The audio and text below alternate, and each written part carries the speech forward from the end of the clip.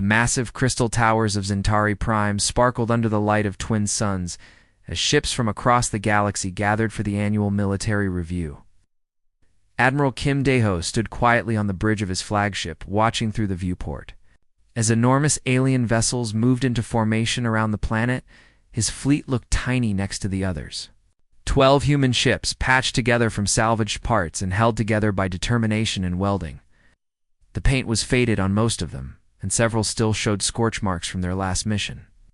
But they flew, and they fought, and that was enough for now. "Look at those pathetic rust buckets," chittered Ambassador Vextal of the Zephyrian Collective. His insect-like body clicked and buzzed as he spoke to the other alien delegates. "The humans bring garbage to a military parade." The Vorthok representative floated nearby, his energy form contained within a crystal shell that pulsed with different colors. When he laughed, the crystal glowed bright yellow. "Maybe they think this is a scrap metal convention instead of a military review." Captain Lee Minho, standing beside Admiral Kim, felt his hands clench into fists. The young officer had grown up hearing stories of human courage and sacrifice. Seeing these aliens mock his people made his blood boil. "Sir, should we respond to their insults?" Admiral Kim did not turn away from the viewport. His weathered face showed no emotion, but his eyes were sharp and calculating. "No, Captain. Let them talk. Words mean nothing in the emptiness of space. Actions are what matter." The Drakmori delegate towered over the other aliens at 3 meters tall.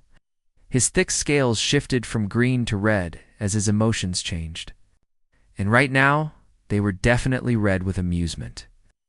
12 ships, he rumbled in a voice like grinding stone. "Our patrol groups have more vessels than that.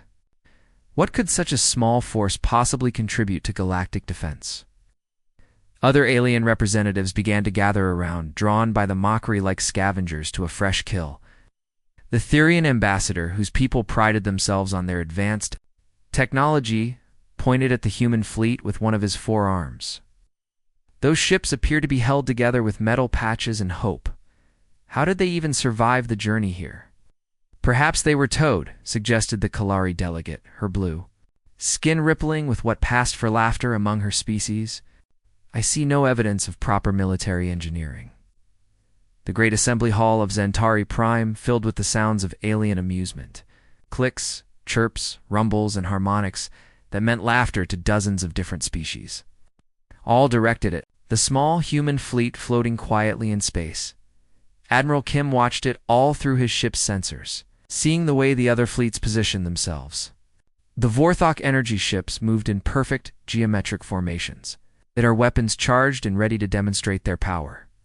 The Zephyrian swarm vessels clustered together like a living cloud, thousands of small fighters that could overwhelm any enemy through sheer numbers. The Drakmori dreadnoughts hung in space like floating cities, their massive guns capable of cracking planets. "Sir," Captain Lee said quietly, "the other fleets are beginning their demonstrations. Should we prepare our own?" "Not yet," Kim replied. "Let them show off first. We will have our turn soon enough." The Vorthok fleet began their display, sending beams of pure energy across space to strike practice targets. The beams moved faster. Then light itself, and the targets simply ceased to exist when hit. The alien delegates murmured their approval at such advanced technology. Next came the Zephyrians, their swarm moving like a single organism. Thousands of fighters danced through space in perfect coordination, their movements so precise it seemed like watching a deadly ballet. They struck their targets from every angle at once, leaving nothing but debris. The Drakmori demonstration was simple, but effective. One of their dreadnoughts fired a single shot at a small asteroid. The asteroid did not just explode, it was completely erased from existence.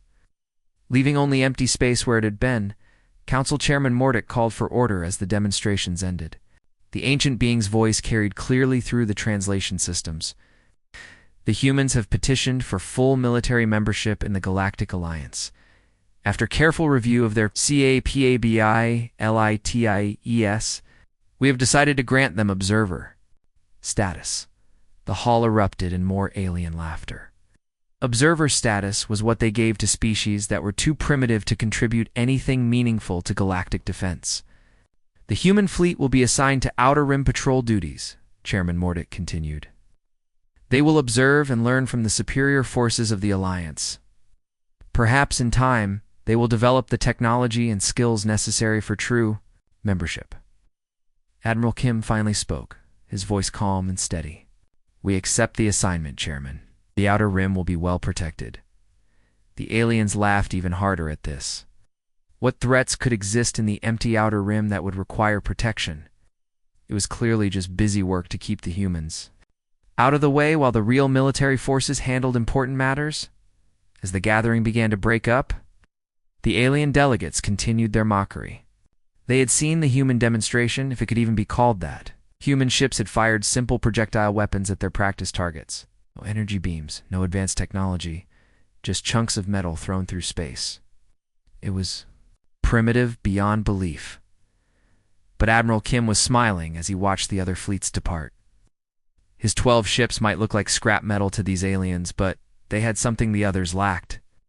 They had been tested in real combat, against real enemies, where adaptation and survival mattered more than looking impressive. The Outer Rim assignment was perfect. It would give them time to prepare for what was coming, because Kim knew something the others did not. The galaxy's greatest threat was not yet defeated. When it returned, pure energy weapons and perfect formations would not be enough. Humanity's time would come. 3 months had passed since the human fleet began their patrol duties in the Outer Rim. The 12 ships moved slowly through empty space, checking trade routes and scanning for anything unusual. Most of the crew thought it was boring work, but Admiral Kim Dae-ho knew better. The Outer Rim was where trouble usually started. Captain Park Ji-woo was monitoring communications when the distress signal came through. Her face went pale as she listened to the crackling transmission. Sir, we have an emergency. Zephyrian Research Station Kethfer is under attack. Admiral Kim moved to the communication console. The message was breaking up, filled with static and interference. Through the noise, he could hear the panic in the alien voices. Unknown raiders. Adaptive weapons. Need immediate assistance? ... double quotes. How far? Kim asked. 2 hours at maximum speed, Park replied. But sir, the attackers are using some kind of technology that learns from the defenders. The Zephyrian weapons are becoming less effective with each shot, Kim nodded grimly. Signal the fleet. Psst. All ships, maximum speed to Station Kethfer. Prepare for combat. The human ships accelerated through space, their old engines pushed to the limit. As they approached the station, they could see the battle raging. Sleek black ships circled the Zephyrian research facility like predators around wounded prey. The station's shields flickered and sparked as the raiders' weapons found weak points. This is Admiral Kim of the Earth Fleet. He broadcast on all frequencies. We are moving to assist Station Kethfer. Reply came immediately from the stations. Commander Earth's Fleet. Commander Zixtel, here. Your primitive weapons cannot help us against this enemy. Their technology adapts to everything we throw at them. Save yourselves while you can. Kim watched the tactical display as another section of the station's shields failed. The raiders were methodical, patient. They studied each defensive system and then found ways to defeat it. It was like watching a chess master play against children. Engineer Choi, Kim called to his chief engineer, prepare the mining charges. Load them into the torpedo tubes. Sir Choi looked confused. Mining charges aren't weapons. They're just industrial explosives. Today, they're weapons, Kim replied. All ships prepare for close combat. No standard attack patterns. Each captain picks their own approach. The human fleet descended on the raiders like angry wasps. The first ship, commanded by Captain Song Hajin, came in fast and low. Instead of firing energy weapons, she launched a spread of mining charges that detonated in a crude but effective pattern. The raiders' adaptive systems tried to analyze the attack, but there was nothing to analyze. Mining charges were not weapons. They were just explosives that went boom. The raiders' shields, designed to adapt to energy weapons and projectiles, were not prepared for industrial mining equipment. Captain Han Du-yan took a different approach. Her ship, the Fury, was already damaged from their last patrol. Instead of trying to repair it, she used the damage as a weapon. She rammed her ship into one of the raider vessels, using the twisted metal of her hull to tear through their armor. "Direct hit," she reported calmly, as her ship bounced off the enemy vessel. "Enemy ship is venting atmosphere. My ship is still functional." The raiders tried to adapt to the ramming attack, but how do you adapt to someone deliberately crashing into you? Their computers could not process tactics that seemed designed to destroy the attacker's own ship. Captain Lee Minho had the most creative approach. His ship collected pieces of debris from the battle and fired them at the raiders using the cargo bay loading system. Old metal plates, broken antenna arrays, even a damaged food processor. Everything became ammunition. The raiders' weapons were designed to counter military threats. They had no idea how to handle a cargo loading system being used as a weapon. Their shields adapted to stop energy beams and guided missiles. They could not figure out how to stop random garbage fired from improvised launchers. What are they doing? One of the raider captains transmitted to his fleet. These tactics make no sense. They are destroying their own ships. Analysis impossible, replied another raider. Enemy behavior does not match any known military doctrine. The battle turned into chaos as the human ships used every trick they could think of. Fired weapons that should not exist, used ship systems for purposes they were never designed for, and generally ignored every rule of proper space combat. The raiders, confused and unable to adapt to tactics that made no logical sense, began to retreat. Their sleek, black ships fled into hyperspace. Leaving the damaged research station behind, Commander Zixtel's voice crackled through the communication system. How did you accomplish this? Your weapons are primitive. Your tactics are insane. By all logic, you should have been destroyed. Admiral Kim smiled as he watched the raiders disappear into the distance. Commander, we don't fight by logic. We fight by instinct. The raiders' computers can adapt to logical tactics, but they cannot adapt to madness. This is not how space combat works, Zixtel protested. No, Kim agreed. This is how human combat works. We don't fight fair. We fight to win. Later, Commander Zixtel filed his report with the Galactic Council.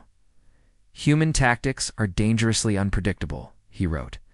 They succeed through recklessness rather than skill. Recommend. Continued assignment to non-critical duties. Their methods are too chaotic for civilized warfare. The council read the report and laughed. Typical humans, they thought. Lucky fools who stumbled into victory. They had no idea that they had just witnessed the first demonstration of humanity's greatest military asset, the ability to think outside the box when the box was trying to kill them. The first reports came in as whispers across the galactic communication networks. Ships had gone missing in the outer spiral arm. Entire colonies had stopped transmitting. The Galactic Council dismissed it as technical problems or pirate raids. Nothing to worry about. Captain Song Haijin was on patrol duty when she received the emergency broadcast from the Vorthok homeworld. Her face went white as she listened to the transmission. The signal was weak and filled with static, but the panic in the alien voices was clear. Admiral Kim, she called urgently. You need to hear this. Admiral Kim hurried to the communication console. The message was breaking up, but fragments came through. ... Ancient enemy has returned. Technology beyond anything we have seen. Our weapons are useless. ... Please send help. Then the signal cut off completely. Try to re-establish contact, Kim ordered. But there was only silence from the Vorthok system.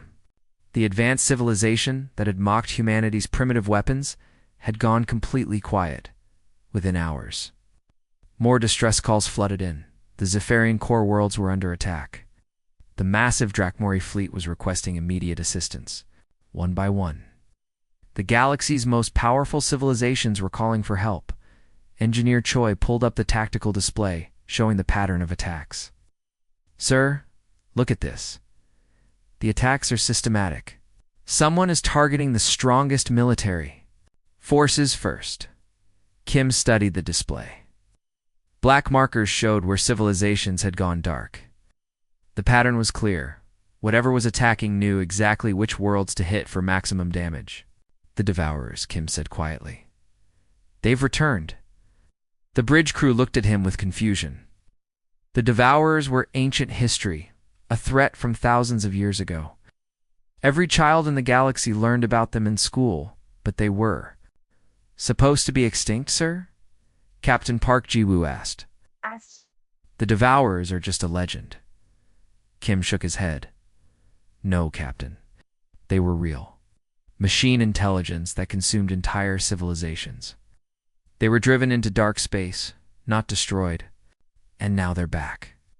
The proof came 3 days later. Single Vorthok ship, badly damaged and running on emergency power, limped into human space. Commander Veltar, the ship's captain, was barely alive when they brought him aboard the human flagship. "The energy weapons," he gasped. "They did nothing. Our most powerful beams struck their ships and simply disappeared. Their technology adapted to our attacks in seconds." Kim helped the injured alien to a chair. "How many ships did they have?" "Thousands," Veltar replied. "Maybe tens of thousands. They moved like a single organism, but each ship was different, as if they were learning and changing constantly." The full scope of the disaster became clear over the following days. The Vorthok civilization, with their advanced energy weapons and perfect formations, had been wiped out in less than 6 hours. Ow. Their weapons had become useless as the Devourers adapted to every attack. The Zephyrian swarm tactics had failed even worse. The Devourers had turned the swarm's coordination against them, using their own communication systems to spread confusion and panic. The entire swarm had destroyed itself. The mighty Drakmori dreadnoughts had lasted longer, but their massive size made them easy targets. The Devourers had simply surrounded each dreadnought and torn it apart piece by piece. Captain Lee Min-ho monitored the reports coming in from across the galaxy. "We're getting requests for help from every surviving civilization. They want us to coordinate the defense." Kim almost laughed. A month ago, these same civilizations had mocked humanity's small fleet. Now they were begging for help from the primitive humans. The emergency council meeting was held aboard the human flagship, since it was the only ship the panicked aliens trusted to stay hidden. Chairman Mordick's voice shook as he spoke. "Admiral?" "Kim, we need your assistance. Our most advanced weapons are useless against this enemy. They adapt to everything we throw at them." Kim looked around the room at the desperate alien faces. Species that had ruled the galaxy for thousands of years were now reduced to refugees hiding in human space. "The Devourers learn from every attack," Kim said.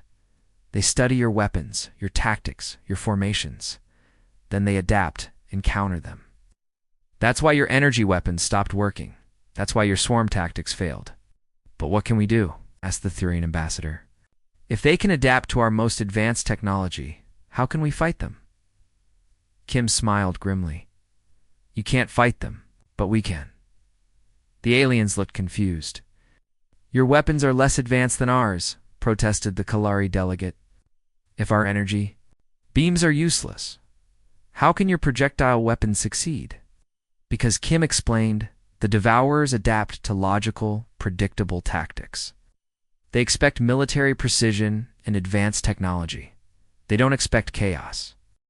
"We need more ships," Kim continued, "and access to all your technology. Not to use it the way you do, but to use it the way we do." Chairman Mordick nodded eagerly. "Whatever you need, Admiral.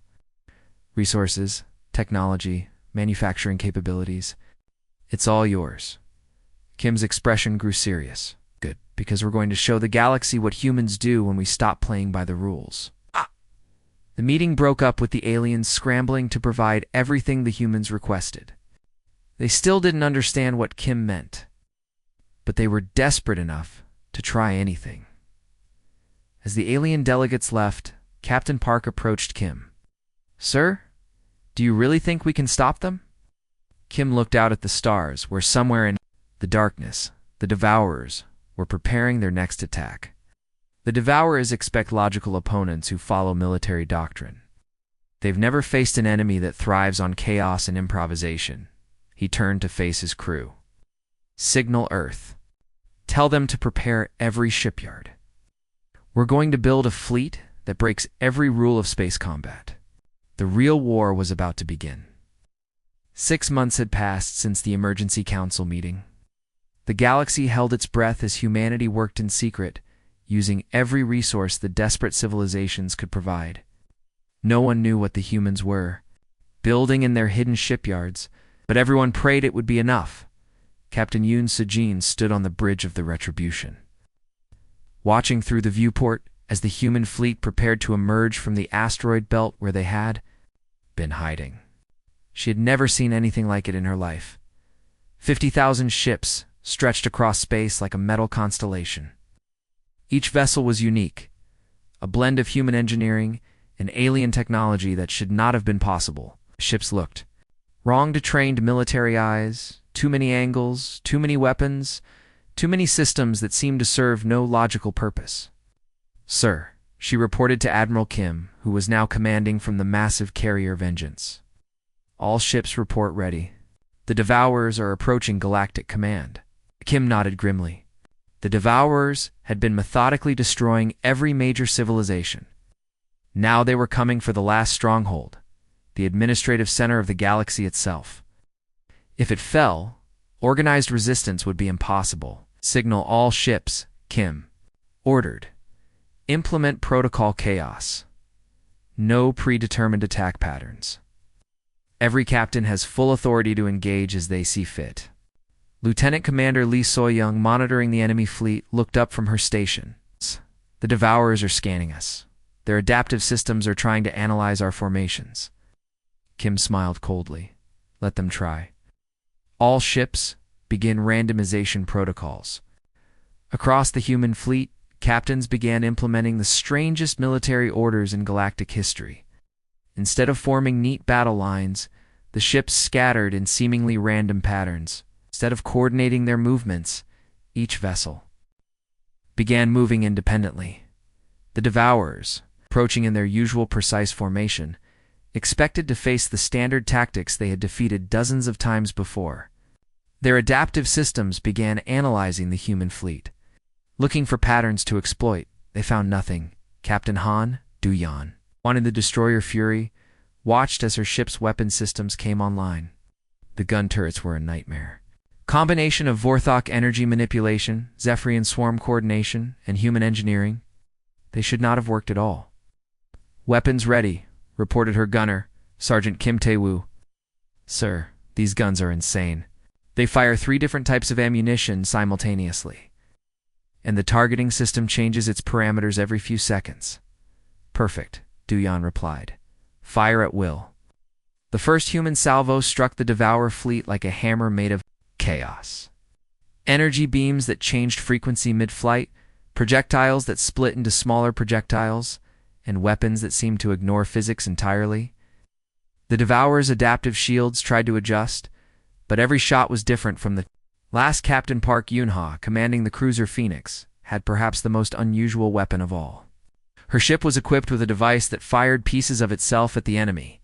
Armor plates, antenna arrays, even entire weapon systems could be detached and launched as projectiles.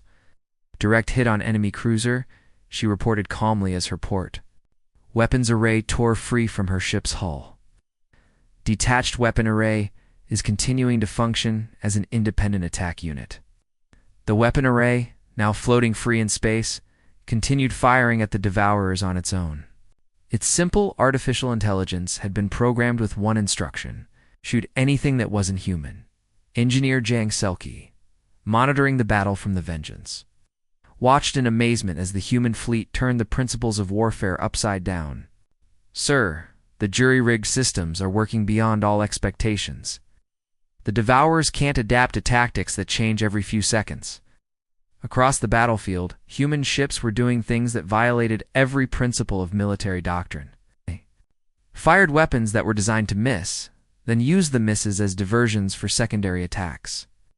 They deliberately damaged their own ships, then used the damage as improvised weapons. Captain Oh Tae-yang, commanding the battleship Thunder, watched as his ship's main gun fired a spread of mining charges. The charges weren't aimed at enemy ships. They were aimed at empty space. But when they detonated, They created a debris field that other human ships immediately used as cover and ammunition. "Sir," reported his weapons officer, "the debris field is working perfectly. The Devourers are trying to track projectiles through the wreckage, but there are too many variables." The Devourers, masters of adaptation, found themselves facing an enemy that refused to be categorized. Every time their systems identified a pattern, the humans changed it. Every time they adapted to a weapon, the humans invented a new one on the spot. In the command center of the lead Devourer ship, artificial minds struggled to process what they were seeing. The humans weren't following any known military doctrine. They were making up new tactics as they fought, using their ship's destruction as weapons, turning malfunctions into advantages. "Analysis impossible," reported one Devourer unit. "Enemy behavior does not match any known parameters. Continue adaptation protocols," ordered the command unit. "All enemy tactics can be countered." But the Devourers were wrong. How do you adapt to an enemy that adapts faster than you do? How do you counter tactics that are designed to be counterproductive? Captain Song Hai-jin, commanding the heavy cruiser Defiance, watched as her ship's experimental weapon system activated. The device fired bullets that were designed to malfunction. When they hit enemy ships, they didn't explode. They broke apart into smaller pieces that bounced around inside the enemy hull, causing random damage. "Sir," her tactical officer reported, "the malfunction rounds are working perfectly. The enemy shields can't adapt to projectiles that don't work properly." The battle raged across space as 50,000 human ships unleashed 6 months of desperate innovation. Every vessel was a test bed for weapons and tactics that broke the rules of physics, logic, and common sense, and somehow, impossibly, it was working. The battle for Galactic Command had been raging for 6 hours, and space around the administrative center was filled with the wreckage of both fleets. But the wreckage was not evenly distributed. For every human ship destroyed, dozens of Devourer vessels floated dead in space. Captain Oh Tae-yong, commanding the battleship Thunder, watched his tactical display with growing concern. "Sir, the Devourer command ship is adapting to our weapons. It's starting to counter our attacks." The massive enemy flagship had been learning. Throughout the battle, its adaptive systems were finally beginning to understand human chaos. The ship's shields were now deflecting weapons that had been effective just minutes before. Admiral Kim's flagship, the Vengeance, was in terrible condition. The carrier's hull was breached in dozens of places, and half her weapons were offline. Sparks flew from damaged control panels, and the smell of burning electronics filled the air. "Sir," reported Captain Park Geo-woo, "engineering says we have maybe 10 minutes before the main reactor fails. Should we evacuate?" Kim looked at the tactical display, studying the Devourer command ship. It was larger than any vessel in the human fleet, bristling with weapons that had learned to counter everything they threw at it. But there was something else on the display, a pattern that only human eyes could see. "No," Kim said calmly. "All ships. Protocol Omega is now in effect." The bridge crew looked at him in shock. Protocol Omega was theoretical, a last resort that no one expected to actually use. It was insane, even by human standards. Captain Park Yoon-ha, commanding the cruiser Phoenix, received the signal first. Her voice crackled through the communication system. "Sir, you can't be serious. Protocol Omega will destroy your ship."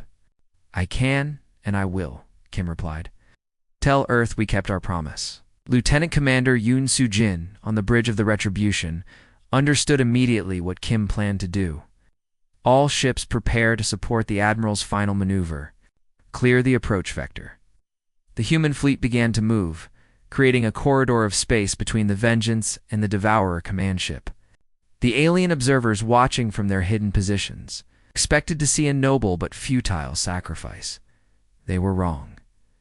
Kim activated the ship's emergency systems, pushing the damaged engines beyond all safety limits. The Vengeance accelerated toward the enemy flagship, trailing debris and atmosphere from her wounds. "Sir," Engineer Choi called from the engine room, "the reactor is overloading. We have maybe 2 minutes before it explodes." "That's 1 minute and 50 seconds longer than I need," Kim replied. The Devourer command ship's weapons opened fire, trying to destroy the approaching carrier. But the Vengeance was no longer following predictable flight patterns. Kim flew the massive ship like a fighter craft, spinning and weaving through the enemy fire. Captain Han Duyan, watching from the Fury, saw what Kim was really doing. He's not just ramming them, she breathed. He's using the ship's spin too. Target their weak points. The Vengeance struck the Devourer command ship at exactly the right angle, her spinning hull acting like a giant drill bit. But the impact was not the end of Kim's plan. It was the beginning. As the two ships crashed together, the human carrier's reactor finally exploded. But this was not an ordinary explosion. Hidden within the Vengeance was humanity's greatest secret. Weapon, a device that engineer Jang Selkie had been working on for months. The explosion released a computer virus into the Devourer network. But this was not an ordinary virus. It was a program that turned the enemy's greatest strength into their greatest weakness. The virus spread through the Devourer fleet's communication systems, carrying a simple but deadly message. It told each ship's adaptive systems that they needed to adapt to contradictory requirements simultaneously. The Devourer's computers, designed to adapt to any threat, tried to follow the virus's instructions. They attempted to make their shields stronger and weaker at the same time. They tried to make their weapons more accurate and less accurate simultaneously. Captain Song Haijin, watching from the Defiance, saw the results. Sir, the Devourer ships are tearing themselves apart. Their own systems are fighting each other. Across the enemy fleet, ships began to malfunction as their adaptive systems received impossible commands. Weapons turned on their own ships. Shields began deflecting their own energy back into their hulls. Navigation systems tried to fly in opposite directions at once. The entire Devourer fleet destroyed itself from within, their perfect adaptation turning into perfect self-destruction. In the aftermath, rescue ships searched through the debris field. They found Admiral Kim alive in an escape pod. Having ejected from the Vengeance at the last possible second, his first words when they brought him aboard were simple: status report. Captain Park answered, her voice filled with awe. Oh. The Devourer fleet is completely destroyed. We estimate 90% casualties on their side, 30% on ours. Chairman Mordick's voice came through the communication system, trembling with emotion. Admiral Kim, the Council wishes to formally offer humanity full command of the Alliance military forces. Kim, still floating in the rescue pod's medical bay, managed a tired smile. Accepted, Chairman. But next time, maybe listen. Before you judge, the battle was over, but the real work was just beginning. The galaxy had learned that humanity's greatest weapon was not their technology or their numbers. It was their ability to think in ways that no logical mind could predict. Construction began immediately on new shipyards around Earth. Humanity would build not just for themselves, but for a galaxy that finally understood what it meant to fight like a human.